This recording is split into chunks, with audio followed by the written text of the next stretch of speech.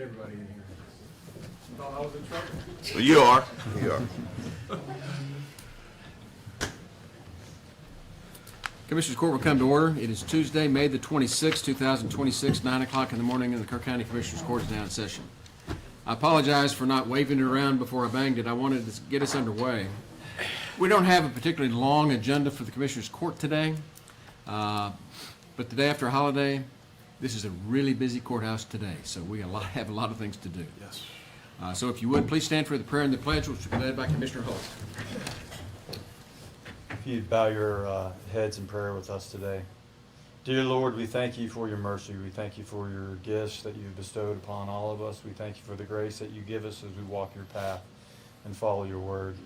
In kind of order today, Lord, I want to pray for all those that are out voting, that it's safe for them to get back and forth. I want to pray that our commissioners here and the rest of our staff make great decisions on the budget season. It's not easy. And we also want to pray for the people both with us today and present and those that are past. We're mindful of Memorial Day service and just grateful for all the blessings you've given us. And I also want to pray, for my family as we got to put a dog down today while I'm in court. In your name we pray. Amen. Amen. Amen. I pledge allegiance to the flag of the United States of America and to the republic for which it stands, one nation, under God, indivisible, with liberty and justice for all. Honor the Texas flag. I pledge allegiance to thee, Texas, one state, under God, one and indivisible. Please be seated.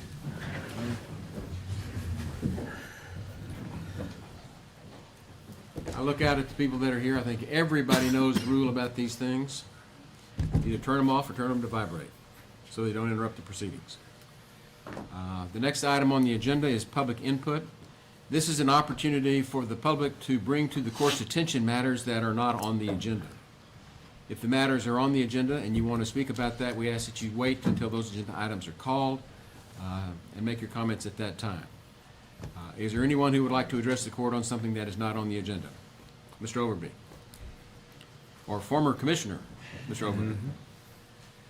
Well, Judge Kelly, Guy Overby, longtime resident of Kerrville, Kerr County since 1970, and resident at 753 Saddle Club Drive. First of all, Judge Kelly and Commissioners Court, again, I'd like to thank you for everything that you do in our community, and we appreciate you so much. The reason I'm here today, just to take a couple of minutes, is to talk about the Knipling-Bushland USDA laboratory. Tomorrow in our community, we will be celebrating a ribbon-cutting ceremony of this laboratory here in Kerrville that has a long history in our community. I feel today that I needed to come and just share a few things about that facility. I did have the chance to serve as the executive director of the Kerr Economic Development Foundations for 7 years during some pivotal years during that laboratory time. The fall of 1946, the Kerrville Laboratory and the Agricultural Research Facility was established in Kerr County. It was a center for research for control of insects affecting livestock here in the United States. In March of 1962, 35 acres were deeded by the Kerr County Industrial Foundation, otherwise known as the KEDF, to the U.S. government. Letters of acceptance, which was quite interesting, there are letters of acceptance from the U.S. Attorney General at that time, receiving this land from Robert F. Kennedy in April of 1962. In 1962, the laboratory was officially known as the Knipling-Bushland U.S. Research Laboratory for the Control of Livestock Insects in the United States. There's a long history. I'm going to just kind of give you just a brief things from how this laboratory, the project and the new facility was built. In 2003, there was a pivotal time in our community. The KEDF at that time was underneath the Kerrville Chamber of Commerce facility at that time. And at that time, they decided to separate the two organizations. In 2003, the KEDF was separated from the chamber. It was kind of interesting. In 2003, I had sold my business in 2003 at that time to Home Depot and sold my building right there. And had taken a couple of months off, and I had a couple of directors from KDF confronted me in August of 2003 about being the executive director of the KDF. In 2003, the separation of the chamber and the county, KDF occurred. I walked into to an office that day, with KDF's first office, to a broken down chair and a box, a file set on it, and it had inside there, one file was USDA Knippling Bushland Business Retention Expansion Report from Mark Calvin, who was one of the KDF directors at that time. In 2003, I had an opportunity to meet John George, who was the USDA laboratory director at that time for many years. And I talked with him, and he said, Guy, again, they cannot lobby for what they're doing at that time, but he said at that time, would you start trying to see if there's any possibility that we can get a new facility built here in Kerrville? If you remember, they had 47 Kwanzaa nut huts, World War II huts that were built out there. So their facilities were lapidated and where they were. And when Dr. George told me, guys, started, it's going to take a while to get it here, I didn't really know how long he meant by that when he said it was going to take that long. In 2004, the KDF, of course, which was a group of 40 board of directors, men and women, all of them had to be a director on that, had to give $1,000 to the KDF in support of financial. We never had a budget over $150,000. And so our budget was limited. But every year from 2004 to 2010, we took a trip to Washington, D.C. to see our elected officials. I hope in the future that our community will start looking at making those visits again, because they're very beneficial. But I want to come today and recognize and remember the late and former Judge Pat Tinley. Judge Tinley was so supportive, and he made, of the 7 trips that we went to Washington, D.C., he went 6 of the times. And I know that when we went from 2004 through 2010, when we met with Secretary of Agricultural Director Tom Vilsack, or we were visiting with Senator Hutchinson or Senator Cornyn or Lamar Smith, and Henry Bonilla was a commissioner at one time during that time. I mean, not commissioner, but as a congressman as well. We would go in and talk about the USDA laboratory and things that were going on in Kerrville and Kerr County at that time. I will tell you, after the 6 years in 2010, they knew us by first name when we came in. And the USDA lab, we were number 98 on the list in 2004 for projects getting rebuilt or redone at that time. In 2010, KDF closed it. We shut down. The city took over the economic development part of that structure here in our community. But we have moved it from 98 to number 6 at that time in 2010. The laboratory was funded in money-wise in 2018, 2019. And of course, we all went through 2020, many government shutdowns, and 2 years of construction of rebuilding this new laboratory here of $50 million plus in our facility. Tomorrow we will celebrate in our community a laboratory that provides so much agricultural research to our country, and it's known worldwide for its research in livestock, Lyme disease, tick eradication, and that's in Kerrville, Texas. I can tell you that over the years, as I close, I remember other countries that would show up at the USDA facility, and I remember scientists saying when they first came and they would be visiting with the scientists from Kerrville, they would say, I can't believe I'm here in Kerrville, Kerr County, Texas. But tomorrow we celebrate the USDA laboratory. I want to again, Pat Tinley, Judge Tinley, who was in this, Judge Kelly, did a wonderful job. And I could always count on Pat. He was there and he did a wonderful job supporting this effort. John George, again, who's passed away also, it was another big inspiration, this facility being rebuilt. And tomorrow we can all celebrate. Thank you so much. Thank you. Any other public input for the court? Okay. Then we'll move on to commissioners' comments. And as we do that, I want to share some criticism that I've gotten from the public that sometimes it seems like we use our commissioners' comments to advocate issues that are already on the agenda or other issues in the community, rather than trying to stay focused on what it's really intended to be, which is recognition of people in our precincts and in the county outside the scope of our agenda. And so I just want to make sure that everyone understands this is not meant to be a checklist for a campaign or where we are on the status of certain projects if they're already on the agenda. And I'll start with talking about, I was invited and went to this KISD is home over at the Peterson Middle School. And I'm telling you, I choked up. It is incredible what these young kids have done. And it's all in response to TASB, and our own Rolinda Schmidt was the president of TASB last year. And as such, was invited to have this play that is choreographed and done by the students themselves there at the school. And it was outstanding. And they took me to a whole nother level of understanding Tide We Fight Never Dies when they talk about our resilience and recovery to this flood. I'm just telling you, you couldn't be more proud of the kids of this county. Other comments? Yeah, yesterday, that Memorial Day event, thank you Commissioner Holt and Jenna and Gary Noller, tremendous event. It was the largest I've seen, I guess, and I've been going to it for many, many years. But very touching service, went very well. Good. Yeah, echo that. Jenna Sanchez, that was all her. Came off a difficult family issue and put this together. Just so you're aware, I'm just so proud of her and Chase for everything they did to make this ceremony just as appropriate as it should be, especially this year, right? And well done. Rain, we have had a lot of good rain, and we could also use some more. I like the fact that it's been staged over time. I think we all do. But there was at one point between last Commissioner's Court and this one, we had 2.5 inches in our rain gauge.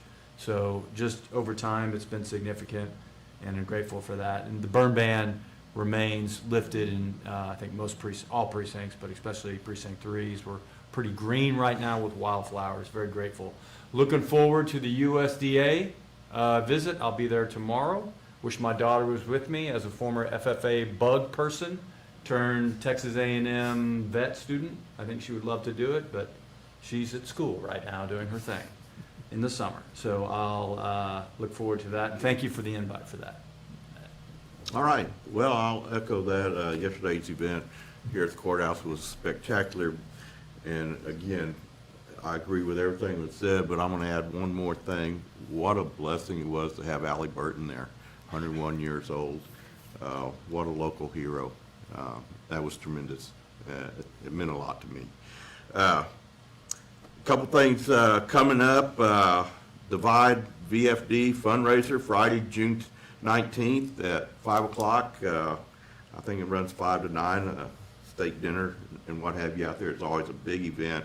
And guys, they're way out there, far west end of the county, and it's a trip to get out there, but it's well worth it, and they can always use the money, I promise you.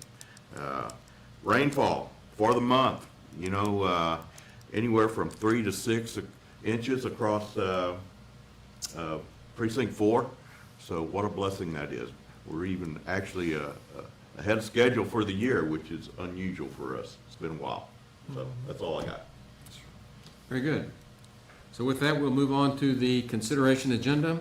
Item 1.1, consider, discuss, and take appropriate action to approve the airport master plan. Kerr Griffin. Kind of like a bad penny. I'm back after 2 weeks. Well, but you're green. But we're green. And we're very thankful. Keeping the mowers busy. Master plan, again, is FAA TxDOT aviation requirement. Every 10 to 15 years, we're supposed to do a new one. Last one was done 17 years ago. It's been about a 1.5 year effort, series of public meetings that were held, 2 at the Dietert Center. The last one we had to hold, of course, we held it out at the airport since the Dietert was closed at the time. We've taken public comments. It's quite a book. It's got a 3, 8, 15-year plan for the for the airport projects and capital improvement plan, including utilization of the 54 acres that we acquired last summer to potentially lengthen our runway by over 1,000 feet. Those kinds of things help our future growth and planning and trying to get some transportation services in and out of here around the rest of the state and some across the whole country. We had an aircraft in Friday that left here and flew direct to Anchorage, and that's the kind of stuff we're seeing now. Is we've got 2 aircraft that are getting ready to head to Europe they'll fly that are based here, will fly from here to Gander, Newfoundland, and then one to France and one to Belgium. So we are becoming quite the starting point for a lot of travel these days. The master plan, we've reviewed. We need to get this signed. It is a player in getting our TxDOT Aviation grant money back on the 54 acres that we did last summer. That it is a player just in all the documentation.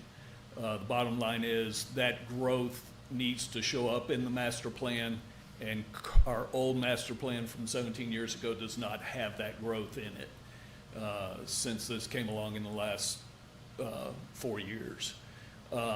So with that, I propose to you, gentlemen, that we approve this, and we'll get it published and get it out. Let me take it from here, Kerr. Yes, sir. As the court liaison with the airport board, I'm happy, I'm thrilled to report how well the airport board management is operating at this time. And I want to go ahead and make the motion to approve the long-term master plan that we have here.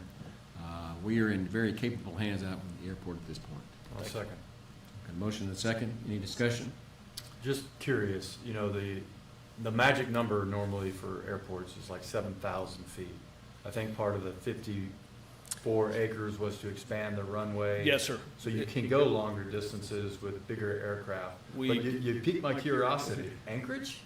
Yes, sir. What kind of aircraft was that? It was a global, a Bombardier Global. Okay. And they flew direct here to Anchorage. But in the future, it's gonna make it a lot easier for heavier aircraft, more fuel to go longer, and maybe The one big- day, some regional jet? The biggest, I Right. was just gonna say, yes, sir. The biggest thing is the additional runway gives you wet braking distances that will be very beneficial to us, drawing in a regional carrier. Todd Bach and I are working with a small regional carrier that is based in Dallas, but mostly flies out of Southern California. Yes, sir. We've had several conversations with them. That is looking very promising. And of course, fortunately, they fly an aircraft that doesn't need that braking distance on the wet surface with a full load. So it's the aviation business and length of runway is a combination of takeoff distance, braking distances under inclement weather, and that type of thing. So we got to look at gross weights and whatnot. In the master plan, with those runway links additions, we have existing runway enhancements for weight capabilities. We also have to increase the capabilities of our taxiway and apron. We have had small 737s in our airport in the past. That's pushing it. We can handle the small ones. We can't handle the big ones that Southwest flies or any of those. They're just too heavy for us. So, but yes, sir, you're correct. It's all a building process that definitely enhances our position for future growth. Thank you. And one last chest thump before we vote on this thing. We're one of the few small regional airports that has a crosswind runway, Yes, sir. which makes all the difference in the world because we can operate anytime. Our neighbors to the north and east cannot.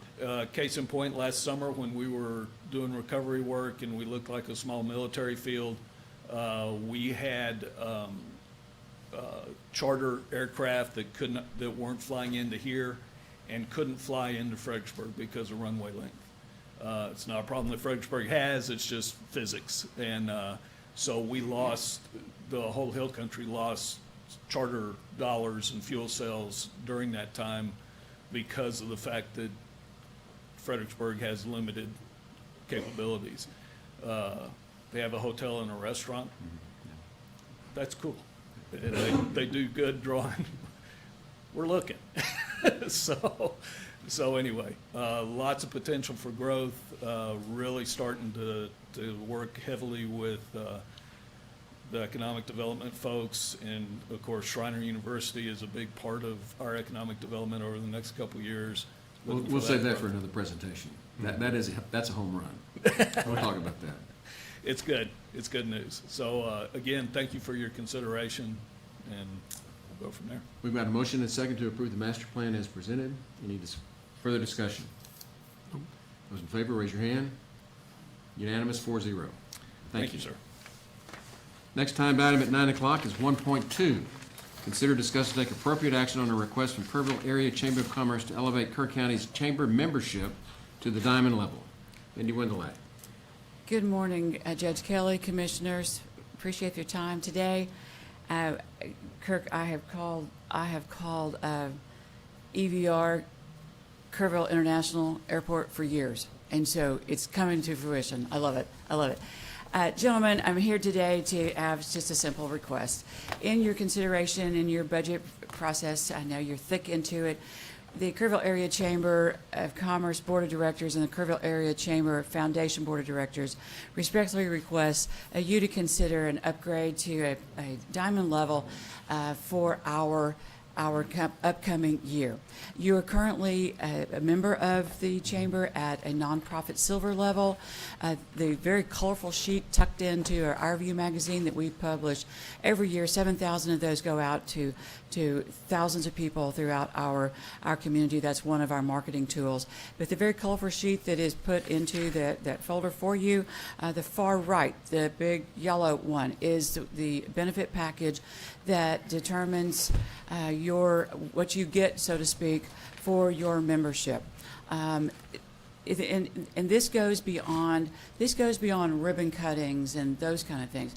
As you know, your staff reached out to us, and we were happy to do it to help with the animal services dedication and ribbon cutting. We were delighted that we got to help, and that is just a fabulous facility, and we're so proud that it is open and operational, and thank you to all of you for making that happen. What I would like to impress upon you is that it goes beyond, our relationship goes beyond those ribbon cuttings. If any of you have ever had a weight plan, lose weight, constantly trying to lose weight, but the big thing is keeping it off. So we have a ribbon cutting, we start the weight program, we keep it off, and then there's the maintenance. The maintenance includes being a part of our governmental affairs committee, which the judge sits on. Commissioner Jones comes as he can. It is very impactful to sit on these committees, whether it's governmental affairs, membership, education, and now our Chamber Foundation. We will be writing grants beyond the flood recovery.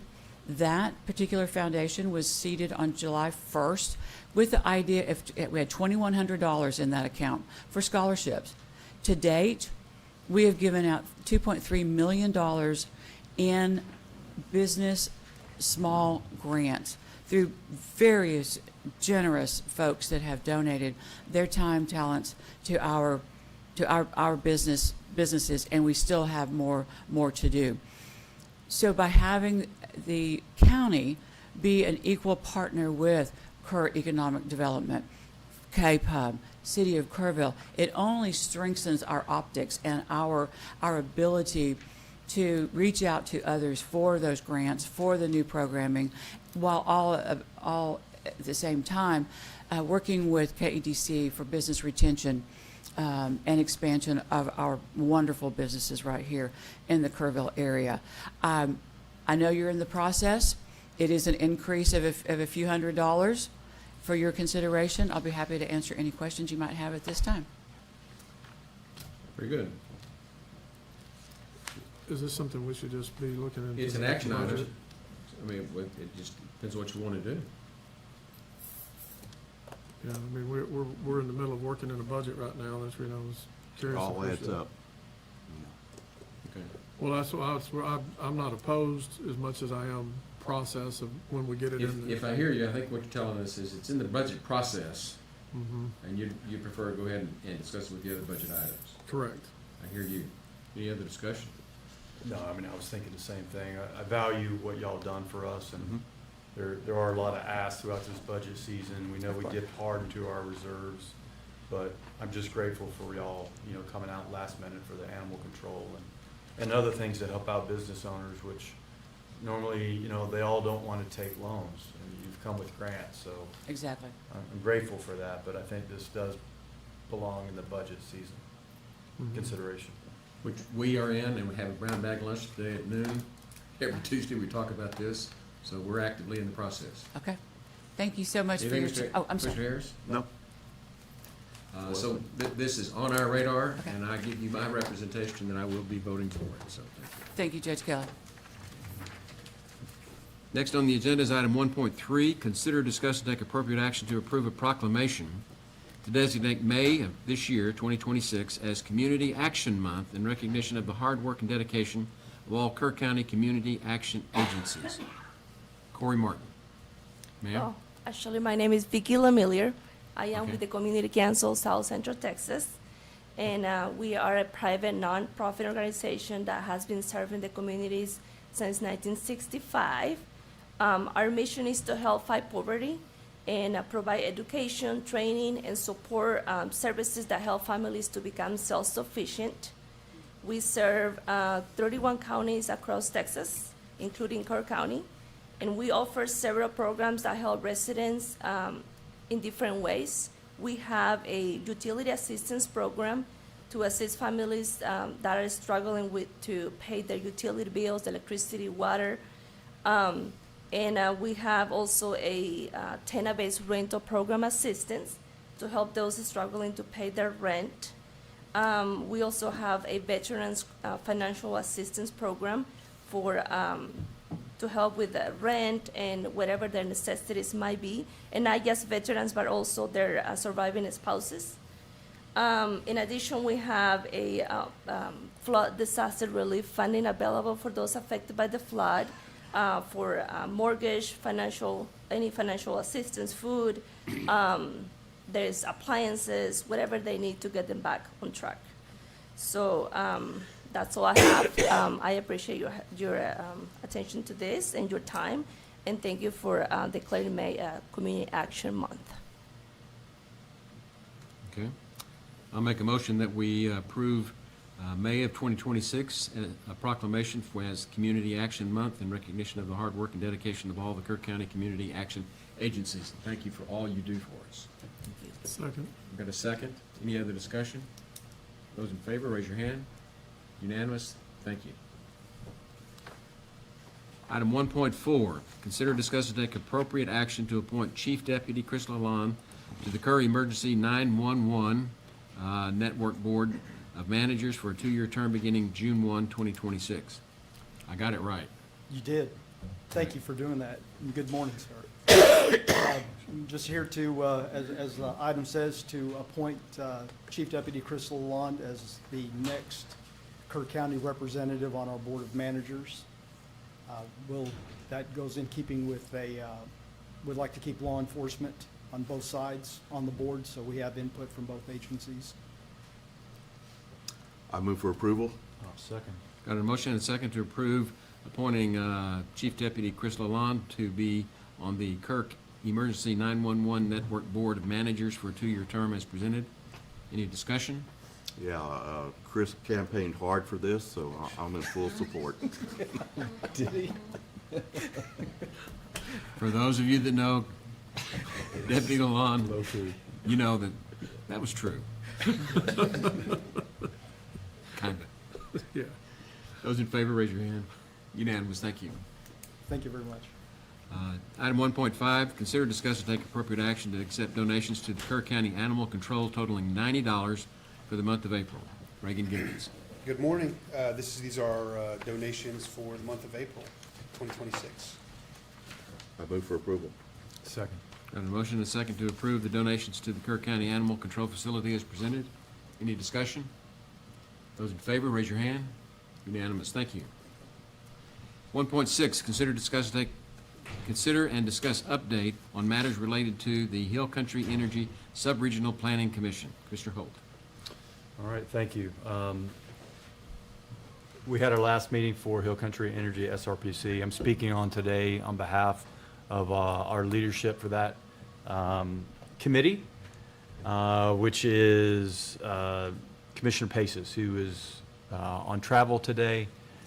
I would say probably the most important update that we had was in our county, which was a meeting with S. Volta, in which they briefed me and they've briefed other commissioners previously. We've already discussed that in the Commissioners Court, but just to reframe it, there is still progress. They have not submitted their plans for Mountain Home, which is a battery energy storage system. It is a 123 megawatt storage facility that they intend to build within 18 months. But again, we have not received the plans, and we're on the clock once they do. They did brief me in detail. I also presented some of our concerns that we have well illustrated here as a county in front of a lot of people. That include things like reclamation bond, that include things like U.S. products instead of Chinese products, that include things like standoff and distance, working with the local fire departments, putting a containment barrier, our concern about cybersecurity and that we're networked with the Texas Cyber Command. All of those I presented to that group. So just to be on the record again, they have not submitted, and 18 months is a very short timeline to get approval. That would have to go through our, I think trifecta is probably a word, not the best word, but it is our permitting and fees, which is now approved through Commissioners Court, our future fire marshal for review, and then subject matter expert for review in order for us to consider this for approval. They are aware. It did have corporate leadership from S. Volta, a company out of Newport Beach, California. It also had Pineco Strategies, which is their marketer, who put that meeting together. And it also had what I believe, not confirmed, believed to be the financial backers out of Dallas on the meeting. So just to be completely transparent with that group, and that was probably one of the updates that we'll have.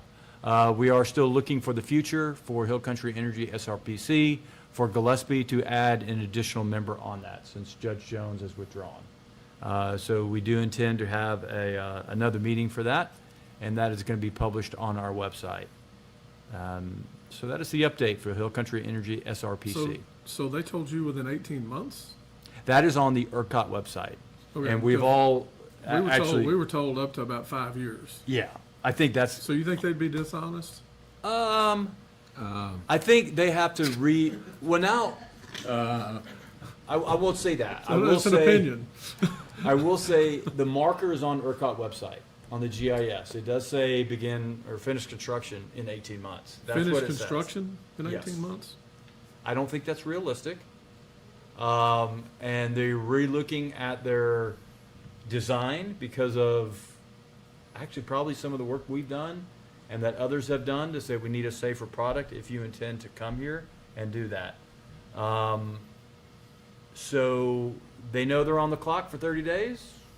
They have to have a plan presented, and it should have a reasonable timeline.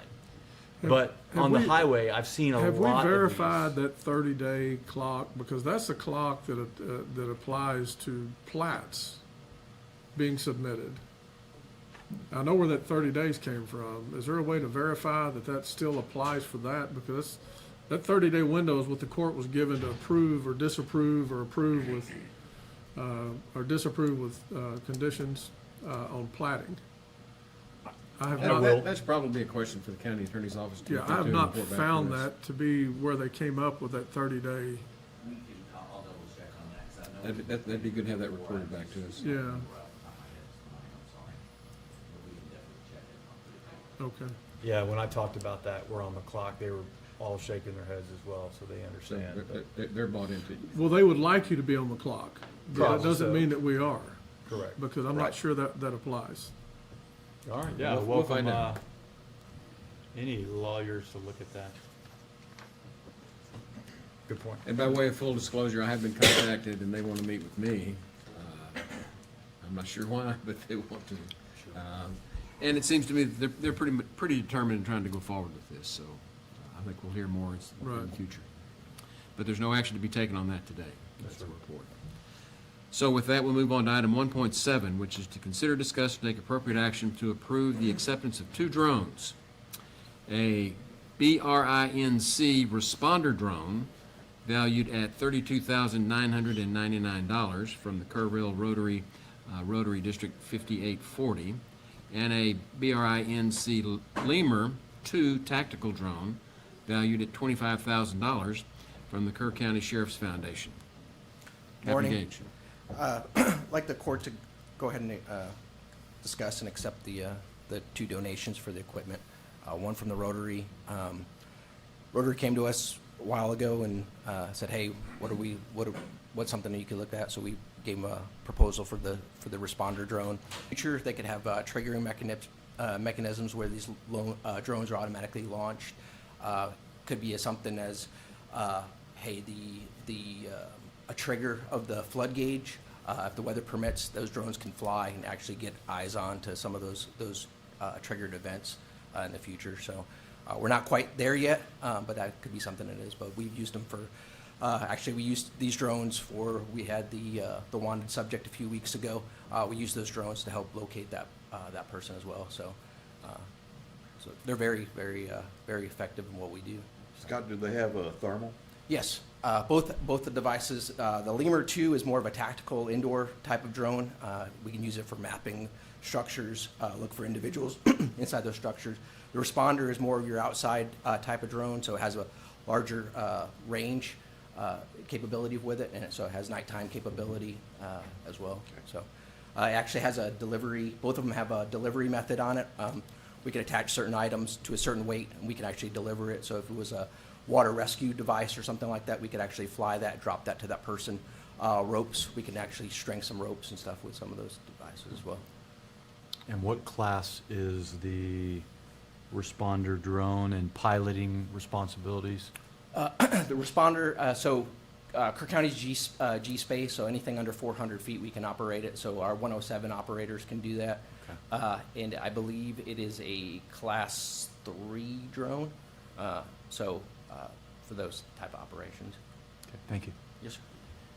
Well, in this day and age, it seems like to me we'd be foolish not to accept the assistance from the Rotary Club, and certainly appreciate what the Sheriff's Foundation is doing to help us with this. We really appreciate the Rotary. I mean, they stepped up and was like, "Hey, what are y'all looking at?" and came forth. So. Well, but thanks to the foundation, too. Any other discussion? We've got a motion and a second to approve this, or do we? Yes, we did. Okay, I want to make sure. Those in favor, raise your hand. Unanimous, thank you. Moving on to item 1.8.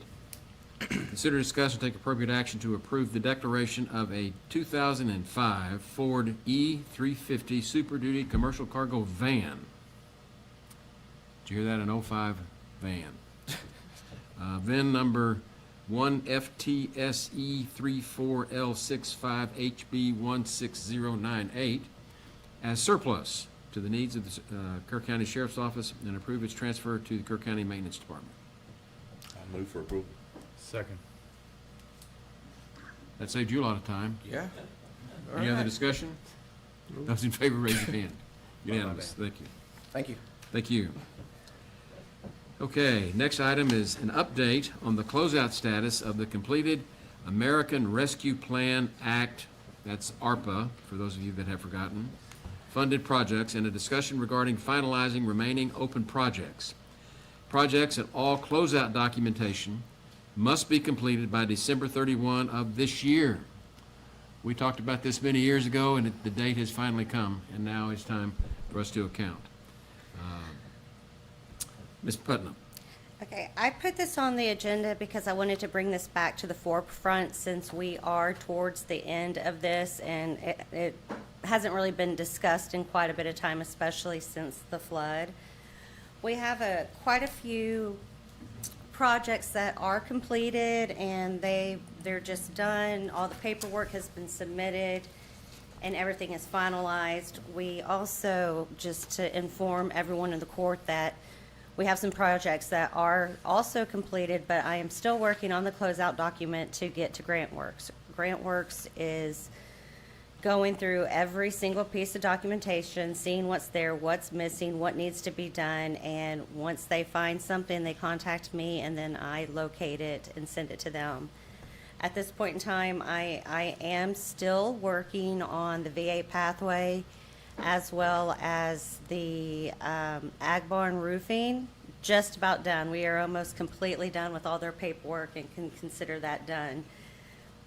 The only outstanding projects is the communication project, and as well as the project for administrative services, which isn't really a project. That's more of everything that's required to go into making these projects happen, which includes like payment to grant works and other administrative tasks throughout the county. So the only outstanding project is still the communication system. So as it stands, our total allocation originally was $10,216,933. The remaining amount to be expended is $1,547.27. So I am in the beginning processes of working with the sheriff's office, trying to see what we need to do the final closeout on those. There's been some things that are not quite done with that.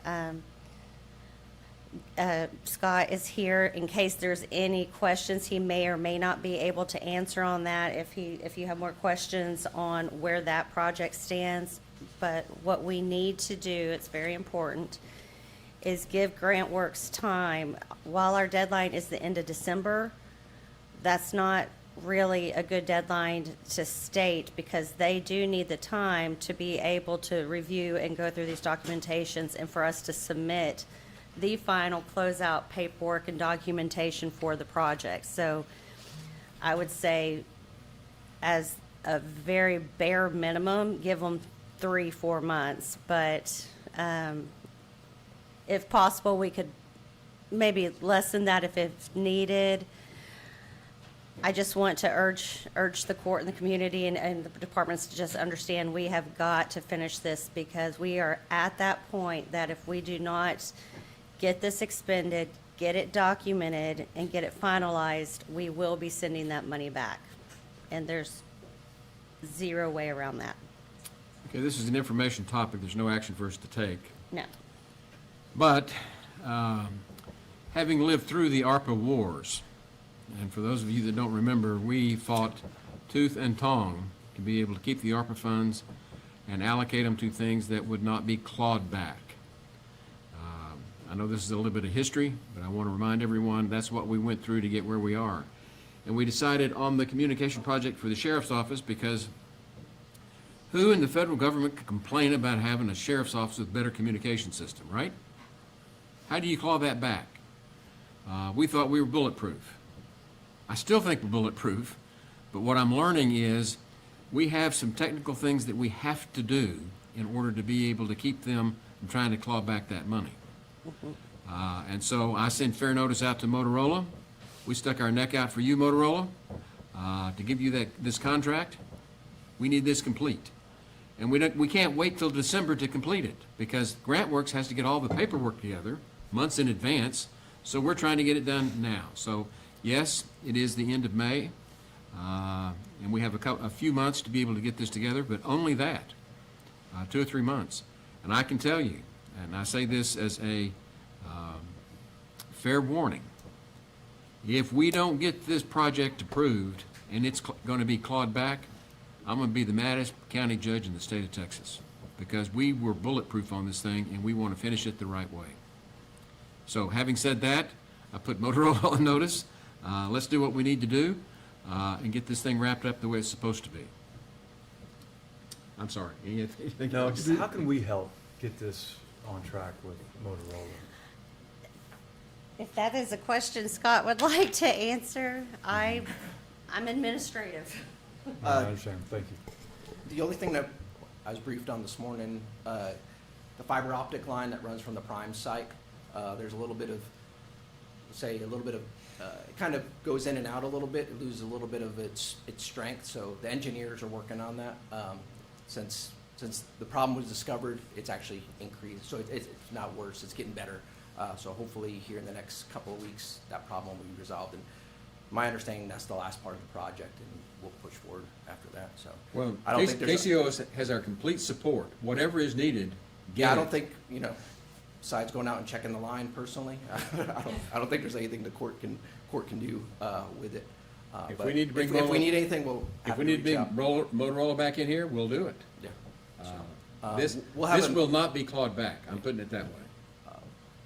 In the next day or two, we'll have a meeting with Jason Long, the project manager, make sure that everything's all good. But mainly, we've been dealing with Scott. He's the engineer that's on that, so they should be everything. So you think by the next court meeting, you'll have it resolved? You said the next day or two. I'm just going No, with no, your we're gonna have a word. meeting the next day or two. So I'm hoping we can, here in the next couple weeks, we'll have it resolved. Captain Gage, where is that line, that fiber optic line you were talking about? It runs from Smoky Mountain to the sheriff's office. Okay, So that's from the prime site, so. thank you. I think we've motivated everyone. Well, on that same subject, I am not 100% sure. There might be some other things that I have to come forth to the court with that might be needed, that are requirements of policies or procedures that we don't have because we haven't had a needed for them, but in this instance, we do. So if I come across anything like that, I'll be working with the county attorney and everybody else to figure out what possibly we could possibly have and be bringing it forth to the court, but Very well. not certain on that one yet. Very good. Thank you. Next item on the, we have anything else on this topic? No, I think we were clear on that one, weren't we? I think so, thank you. Item 1.10, consider, discuss, take appropriate action to amend the resolution approved by Court Order 41741, Operation Lone Star Grant Number 5769901, to the newly assigned grant number 4587304. And these are things that they do to us. They change it all up, and so we've got to come in here and approve the change for these numbers. That's all we're doing, isn't it? Yes, just changing the number as they requested. Is this the governor's office? It is. Yeah, Motion to approve. Second. good. Got a motion to second. Any other discussion? Those in favor, raise your hand. Unanimous, thank you. Next item is 1.11, consider, discuss, and take appropriate action to release a revised request for qualifications to solicit responses for a part-time contract county fire marshal. Ms. Putnam. Okay, as you know, we had gone out for solicitations for the part-time fire marshal contract position, and did not receive any bids on time. So what I've done is I've amended the RFQ a little bit. Primarily, what has been done is I've taken out portions that requested a narrative from the applicants, so it does simplify the process of applying, but all the same wording and qualifications and everything are still within the RFQ as were there before. So nothing in that area has changed except for, If I understand you correctly, you're making this more applicant-friendly? yes. Okay. Yes, it's more applicant-friendly. And this would go, if approved, this will go out for bid tomorrow. It will be released to the public tomorrow. I'll move for approval. Second. Got a motion and a second to approve amending the RFQ as presented. Any discussion? Those in favor, raise your hand. Unanimous. Item 1.12, consider, discuss, and take appropriate action to approve the revised evaluation criteria and scoring sheet for the request for qualifications for a part-time contract county fire marshal. Ms. Putnam. In process. Same kind of thing? Same thing. In the process of making those changes, I did have to revise the scoring sheet and criteria to match the RFQ because some of it was no longer applicable. I move for approval. A second.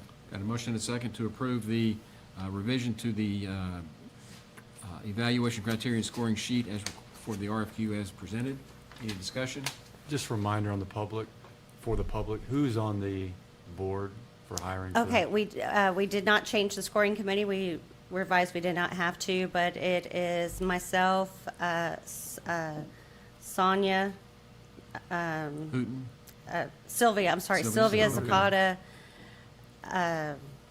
Commissioner Harris, Commissioner Harris, and, I did. Alternate was Commissioner Paces. Alternate's Commissioner Paces, but there's one more. Me? That's fine. We'll report back. We can let you know afterwards. It's the normal gang, pretty much, of who we. called Darn. Yeah. No, I know it's an important issue, and I hope you get more bids that come in, and y'all have a chance to meet and go over some qualified applicants, because we really do need to get that in place. I will be trying to expand the reach by sending out additional emails to hubs and going on to the state list of areas of expertise where they have a list of different professional services and stuff, and see if I can find anything that may or may not be applicable and email those off as well. Thank you, ma'am.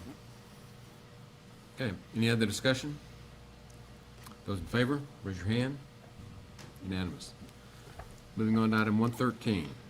Consider, discuss, and take appropriate action for the Kerr County Judge to electronically sign and accept the grant agreement for the Rural Ambulance Service Grant Program, award number 1A-000003170, between the Texas Comptroller of Public Accounts and Kerr County in the amount of $350,000. The grant will pass through Kerr County from the Texas Comptroller of Public Accounts to the City of Kerrville for ground ambulance services to benefit the residents of the county. Everybody remember this one? Yep. If you remember, we applied for this. We have now been tentatively awarded the grant. There is a grant agreement that there is a request for the judge to electronically to sign to accept that grant. The next step is the city attorney is currently working on some sort of documentation. We do have an ILA with the city for services, but this would be grant related for the grant purposes of a pass-through. And so once this is passed, and someone will be coming forth before the court to look at that agreement between the county and the city for the logistics of passing the money from us to them. And for those of you that have not kept up with the intricacies of this, the state has the money for these ambulances to be used out in the county. Most counties don't have an ambulance service, so they're making funds available to counties. We contract with the city to provide those services for our county here in Kerr County. And I got a last-minute call from a representative of the city wanting us to get it in under the wire, which was literally a weekend. We had one weekend to get this application on file. And fortunately, we've been successful in obtaining the grant. The reason this is a pass-through is because we don't provide ambulance service. The city is under contract with the county to do that, and our agreement with them is if we get these funds, we pass these funds through to the city to benefit.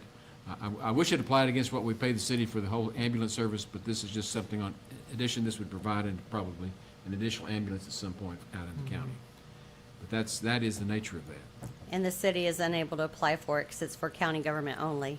Right. So they're unable to apply themselves. So no one say that we never cooperate with the city or vice versa. We do. I move for approval. Second. Got a motion and a second. Any discussion? No, Yeah, I'm- thank you for all your work. Yeah. You're welcome. I'll be back. I'm not done with y'all yet. So this, just so I'm clear, this pays for only a portion of the contract that we Yes. have annually? It'll be No. it'll be $350,000 It doesn't apply to the towards an contract at all. ambulance. No. Just to make this clear, this is money on top of the contract that we have with the city. Okay. And at the last minute, that was the ask. We considered it. We voted to approve that. We know that this is above and beyond. We remind the city politely, you know, it's kind of like ring knocking in the military. Don't forget that we helped you out on this one. No doubt. But it's it still- does not reduce the Yeah, payments the that we problem, make. the problem that we have is they only run about 3 boxes. Right. And you need about 5 running. They've got one that's in transport all the time. And No so doubt. this will help the county, With an additional With an asset. additional Right. box. So we still have the fee of the 1.2. which whatever I'm it curious is, how maybe they're per gonna year. purchase one, because they run about $200,000 more than that 350. Well, you know what? It's seed money, and at this point, we'll take the seed money wherever we can get it. Correct. I mean, in my opinion. they do show up fast, and I'm grateful for it. Yeah. We had a big accident this morning, which I couldn't respond to out in Camp Verde, and it was a significant rollover. And those ambulances usually beat the fire trucks there, so Yeah. wherever they're coming for, if they need another, I totally get it. I saw that this morning coming in. I was wondering, where did that ambulance come from? Because it was a Kerrville ambulance, Yes. and it was Yeah. out past the airport, moving into town as fast as it could. Yeah. Oh, and coming back, good. Where was it from? Camp Verde? Yeah. Because I was trying to, where did it come from to get out there to get, because I was watching it come back. Yeah, it's bad rollover. But this is, these are the way that these are ways that we can provide emergency services for people in the county. And the city has been a very good partner on that, and we're happy to help them. Got it. Absolutely. So, we have a motion and a second. Those in favor, raise your hand. Unanimous. Thank you. With that, we're going to take a 5-minute break, and when we come back, we've got a timed item at 10 o'clock, which will be on the Friar Tuck matter. We'll take that up when we come back at 10 o'clock. It gives you a hard time. It's sort of like Lano and Camp Verde.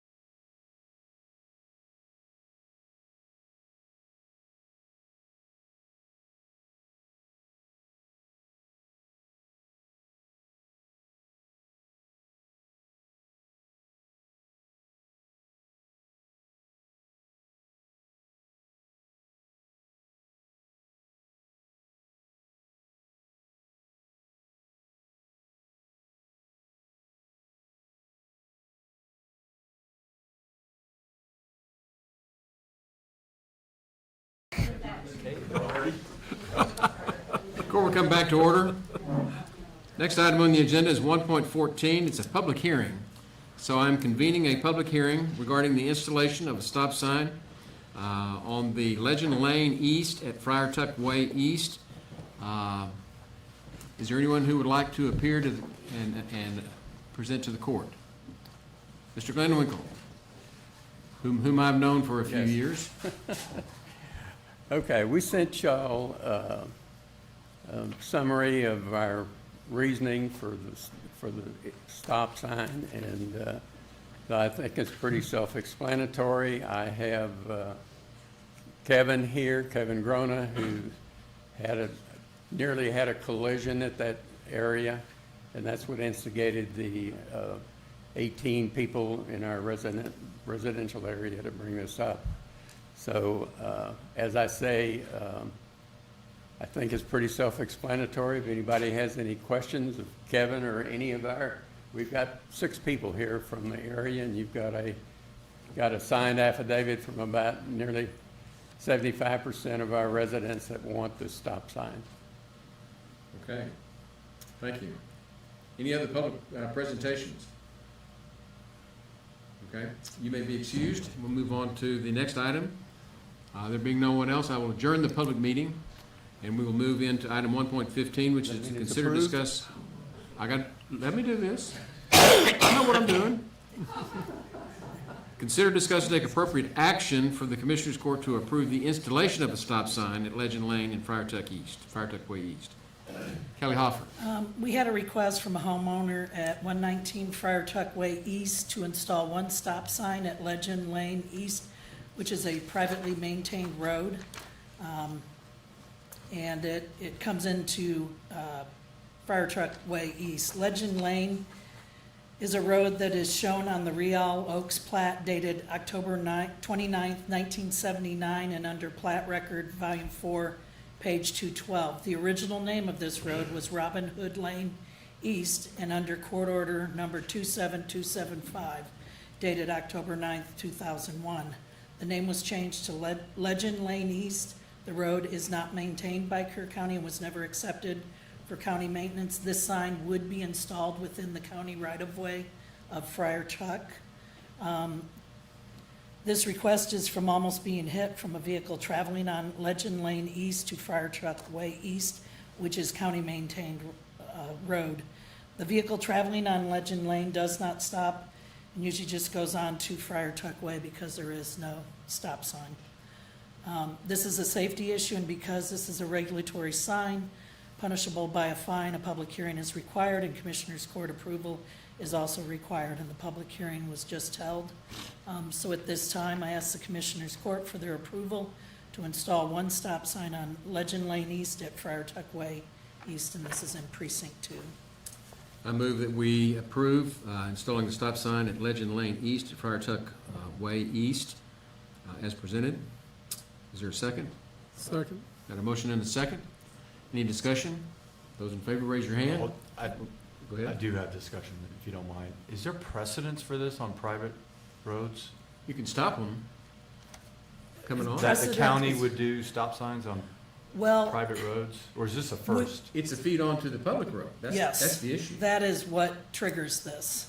Okay. If And it were pure private, no. But if the private comes to the public and is creating a hazard to the public, we can stop them on the private lane before they get on the public road, but not on the private lane itself. And I do believe when this plat was originally done, the person that did the lot that is private, it really almost was like a driveway, and I think that's why they didn't require a stop sign on this. But it really is not a driveway. I mean, there's enough land back there that this property could be subdivided again. And I do think that if you were platting this today, not under the current rules, but under the old rules, I think an engineer reviewing the plat would want to have a stop sign at this location. I'm clear now. Thank you. Any other input from the public? Okay, we have a motion and a second. Those in favor, raise your hand. Unanimous, thank you. Thank you. See there? We knew what we were doing. Next item on the agenda is 1.16, consider, discuss, and take appropriate action for the Commissioners' Court approval to name a privately maintained road, Spear Point Road Northwest. Ms. Hoffer. Calvin Smatria applied through the Kerr 911 office on 3/19 of 2026 to name a privately maintained road located on property ID number 21256, which is 159.99 acres. The name requested is Spear Point Road Northwest. This property is located off of FM 479 and Precinct 4. And at this time, I ask the Commissioners Court for their approval to name this road Spear Point Road Northwest, and also note in the court order that this road will not be maintained by Kerr County. I move for approval. I'll second. Got a motion and a second to approve the installation, to approve the name of a privately maintained road, Spear Point Road Northwest, as presented. Any discussion? Yeah, Mark Del Toro is aware for 911. Yes. They- Yeah, they had sent us the application. Yep. And They're the in the reason loop. why it took a little while is because this comes off of FM 479, which is a state highway. TxDOT had to review it as far as being attached to the state highway. So that took a little bit of time. And then I think Bobby was checking for floodplain on it. So that was kind of the delay, since it had come in March, is that there was a couple people that needed to run some checks on it. Any other discussion? Got a motion and a second? Those in favor, raise your hand. Unanimous. Thank you. Item 1.17, consider, discuss, and take appropriate action to approve the Fall Branch Creek Erosion Protection Replacement Project contract documents and technical specifications, and to go out for bid for the construction services for damages from the July 4 flood to the gabion structures located at Fall Branch Creek. The late project request is in submittal to the Texas Department of Emergency Management, TDEM, for DR-5897 and is awaiting review by the Federal Emergency Management Agency, FEMA. Ms. Hoffer. This is the one I talked about when I was presenting our proposed budget. Charlie, Bobby, and Robert Sims and I were out at this location on the 4th of July. We were hitting a bunch of different locations, and I snapped one picture, and I want to say it was taken at 3:09 in the afternoon on 4th of July. And there was quite a bit of water that was running through this location, so it was difficult to see anything up underneath, and we just all kind of assumed that it was okay, because we really didn't see anything. Went back not all that long ago with Commissioner Harris, and all the gabion baskets were all twisted and mangled and stuff. So I immediately had contacted Judy from TDEM, and also Jordan, because FEMA, I think at that point, was closed, and had asked what we should do, and Jordan had said you probably could file a late DI on this, and he gave us the recommendations. So we have followed those recommendations. I got the brush and the gabions and everything cleaned up by TDEM, which there was no cost to the county on that. So the site would be pretty ready to reinstall what we're going to go for on this, which I think is going to be a combination of concrete and gabion baskets. And so John Hewitt put together the request for quote, and I'm coming today to ask the court to approve us going out for bid on this project.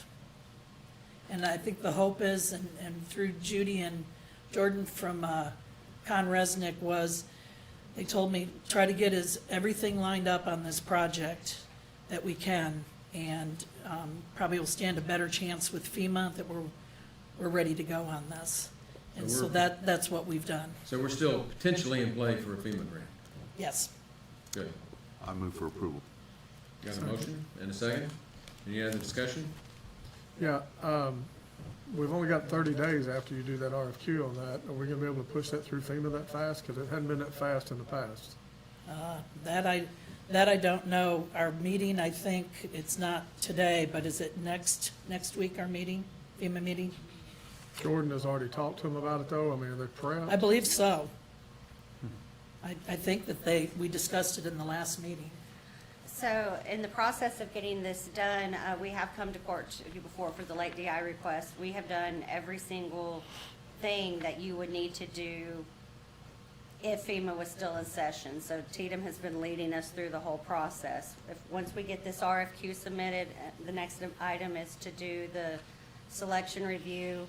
Our timeline gives us about the 30 days or whatever to do it, and then it's going forth.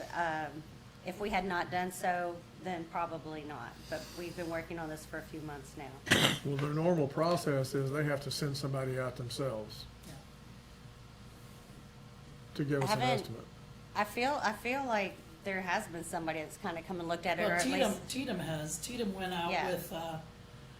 with me and then also Francisco from Ashbrook when they were looking for the debris that was gonna be picked up. But Judy from Tatum was with us, and I feel like there was one other person. No, Matt was supposed to be there from Tatum, but he couldn't make it. So, but Judy has been out there to assess the damage. We have also already submitted before flood, during flood, because she did have a photo from on July 4th, and the after picture, so all the historical documentation, all the documentations to get this point has been submitted and is there. So we're well ahead of the game as far as where we would have been if we had not have continued to work on this while FEMA was shut down.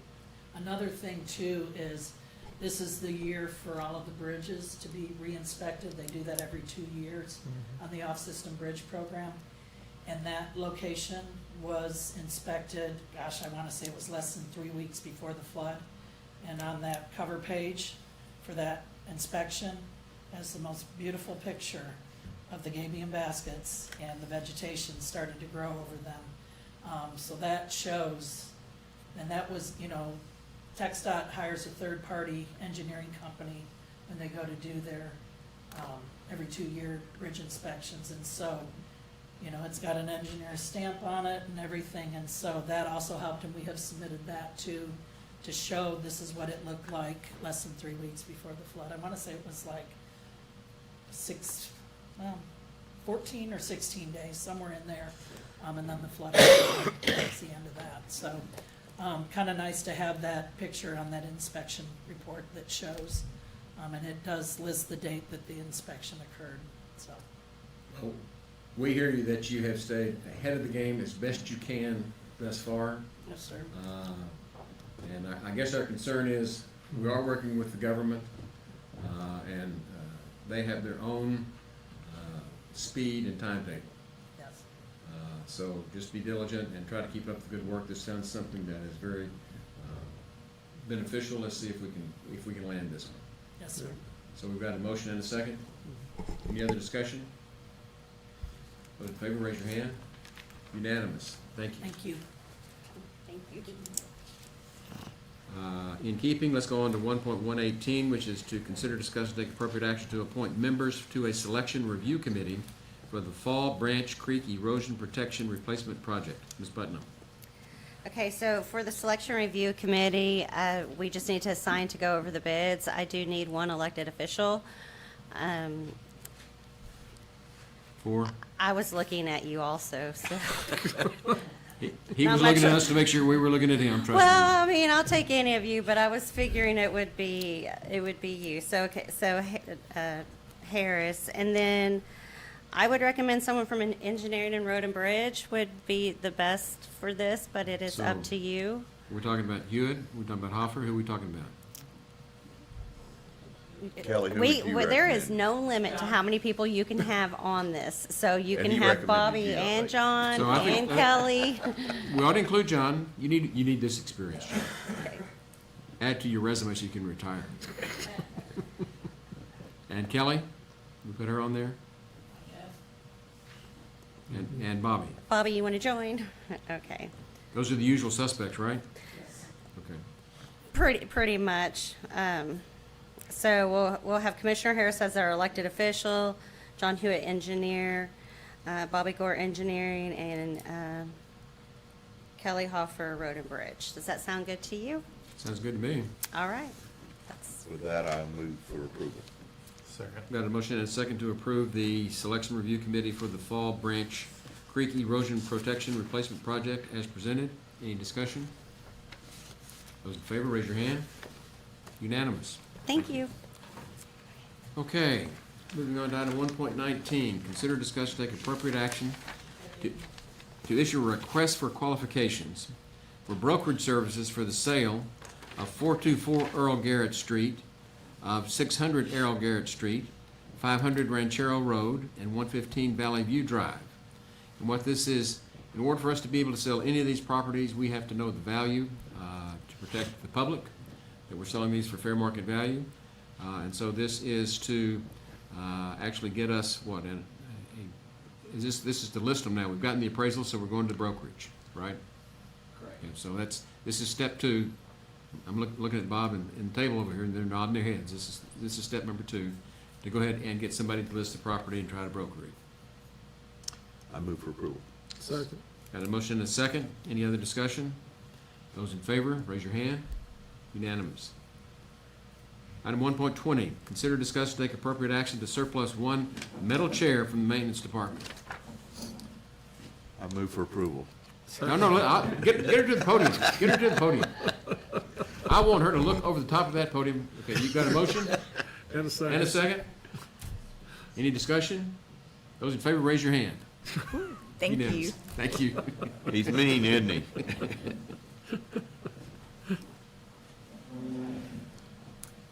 Item 1.21. Consider, discuss, and take appropriate action to approve a job description for the county engineer. Ms. Zapata.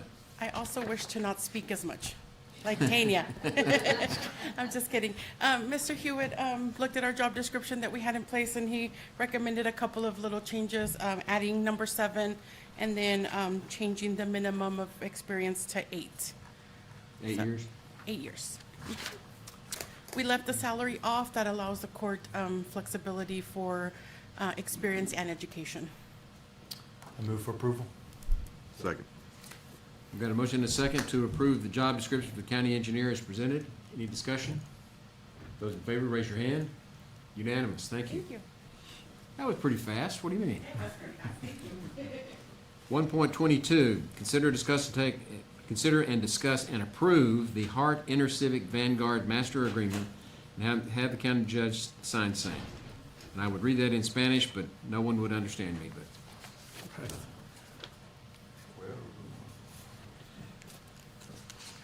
Good morning. This is the Hart Intercivic Vanguard Master Agreement. This is for the new election equipment that we need to have in place by September the 1st, 2026, per the Secretary of State's office. This equipment lets the handicapped voters or any voter that wants to vote electronically on the equipment, they can do their selections on the screen in that. Then they will have to put paper in it, print out their selection. They can double check their selection on the paper, and then they will take that ballot over to the scanner and scan the ballot in the scanner, just like a person that does a paper ballot. And then if there's a hand count or a open records request to count these ballots, again, there's a paper ballot for every voter that voted in that election. I put in your box the letter from the Secretary of State's office that they confirm that these systems are currently certified to use in Texas. This is our written approval for the voting system contract that is required prior to our final execution of the contract. The court did approve the money for this equipment in the budget year of 25-26.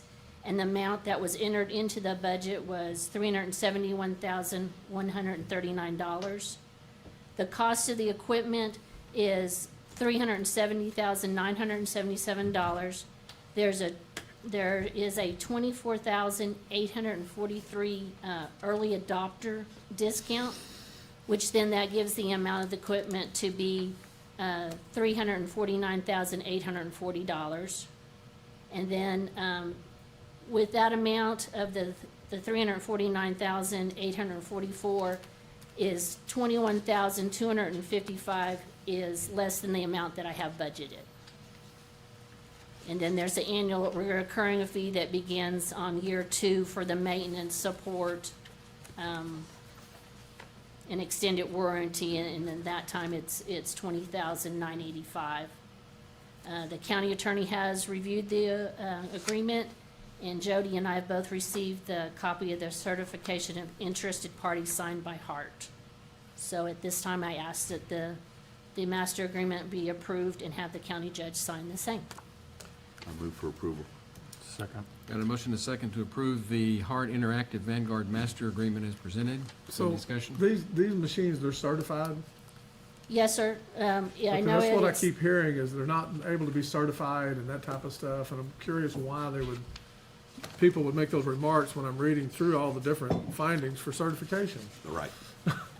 yeah, I mean, it says, the state says that they're certified, the systems to use in Texas elections, so I don't know Correct. exactly where. Well, if I've got the letter certified, saying they're certified to me. Mm-hmm. I was surprised to see different machines in Kendall when I voted for the bond. Yes, sir. Right? As a Kerr resident, seeing Kendall for the first time and voting, like, wow, these are like totally different Yeah, machines. I was the same way, yes, sir. What, did you see what those were and what did they use in comparison? That is ES&S. Uh-huh. Equipment is the company that they use, and theirs is more like the little electronic, like test score pieces of paper, it looks like they put in, you vote, and Right. then you stick that in, the same kind of procedure like ours will be, but ours will be on more of a 8.5 by 11 piece of paper, or 11 by 14, that looks like a normal ballot. Theirs looks more like the tests, Scantron. Scrontrons and that, yes, sir, thank you. Yeah, just curious on safety and protocols. I don't have any way to compare it, what they use compared to ours, but So are these the new machines that will allow it to put out a paper printout?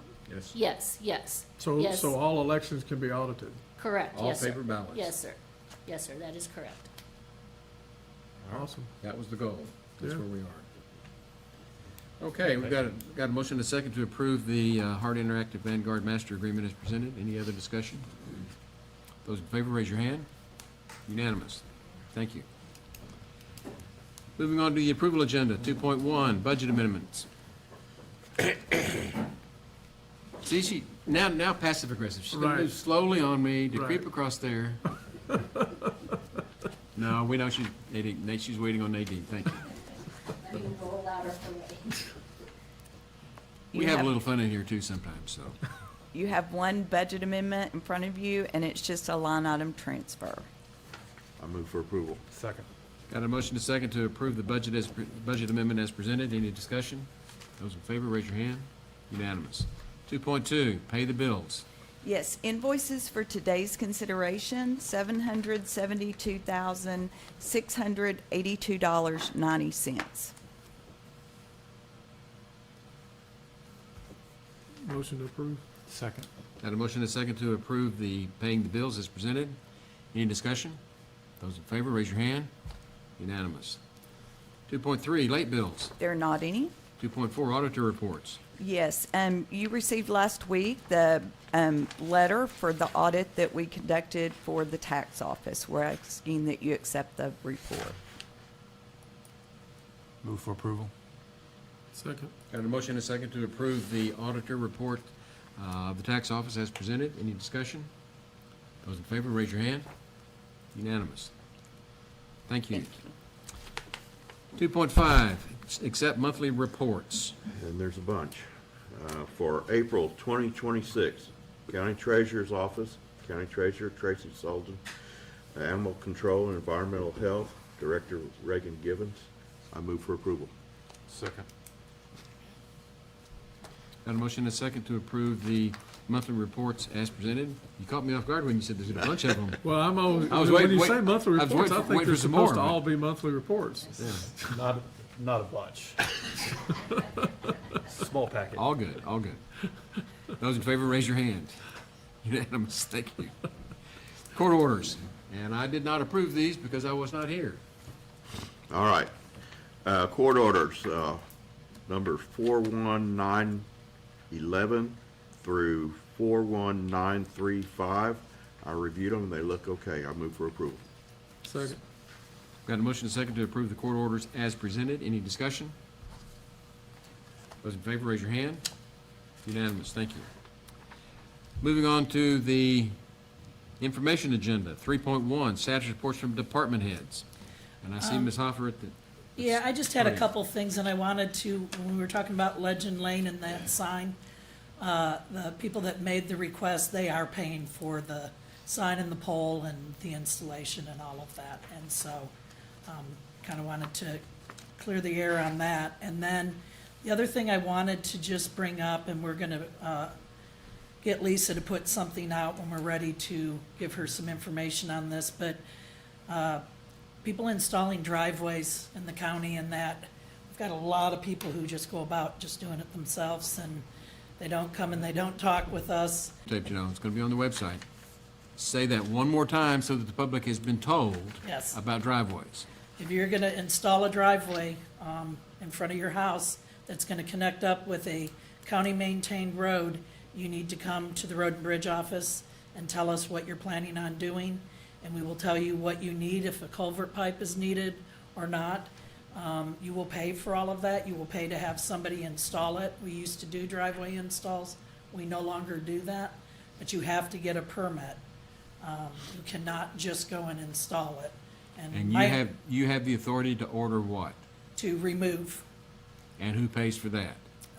the person that put They the do. illegal driveway in. So pay attention. Yes. So I kind of wanted to make sure that anybody watching, maybe they can also help put the word out. And the same as with utilities, and most of our utility providers are good about coming and asking, because they're working within the right-of-way also. And there is a permit for that too. And so any utility companies, we do kind of let it ride a little bit if it's an emergency. They have a water line break. It's 2 or 3 in the morning, and they go out. Well, I don't really want to take a phone call really for that, but they are to get, at the next business day, get a hold of us and let us know that, you know, they had to do an emergency repair. But utilities and driveways, those two things, you need a permit. And like I said, we're gonna put something out and get Lisa to put it out and hopefully get it out in the newspapers, and that, to make it very clear that, especially on the driveways, you do need to come and speak with us. Because there are some driveways that people have spent a lot of money on and never came and talked with us. Poured concrete and did all sorts of stuff, and we can go in there and take it out. But that's why we're emphasizing the point today. Yes, Folks, just work with us. yeah. We're reasonable, we'll help you with this. But if you don't get the permit, then you're... Right now, and I've talked to you about that, but it's a state road. Yes. I assume we go through the state for a Yes. permit, not just for the county, because there's so many state roads that go onto private property and driveways Yes. as well. Same process, similar? Probably, I don't really know exactly on the state. They do have certain distances from an existing driveway. Right. I don't know what that is. I think at one time, I think it was like 500 feet to the next driveway, and that's for visibility and issues. But, yeah, with the state roads, for anybody, we get a lot of confusion. We get a lot of phone calls for the state roads. Yeah. And so anything that has a number, 27, we also know it as Junction Highway, or Sidney Baker, Highway 16.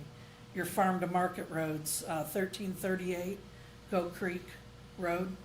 Anything that's got a number on it, and you kind of figure it's a highway, those are all TxDOT roads. And so our local TxDOT office is who you would want to contact on those. We do not maintain any of the state highways. Yes, ma'am. Just wanted to clarify. Thank you. Yes. And before you leave, I want to go back to the beginning. We had a public hearing on the stop sign. And 9 times out of 10, we have nobody show up. Yes. This time we had one gentleman get up and speak, but there's 5 or 6 more that were ready to get up and speak. And so, you know, if it concerns you, show up. Yes, and we did let him know that if he wanted to say something, that to show up. He didn't have to, but if he wanted to. Well, the people on YouTube can't see that there was a lot of people who showed Yes. up from that neighborhood and what Yes. have you, so. I just Well, wanted to and point quite that out. frankly, I asked him to show up.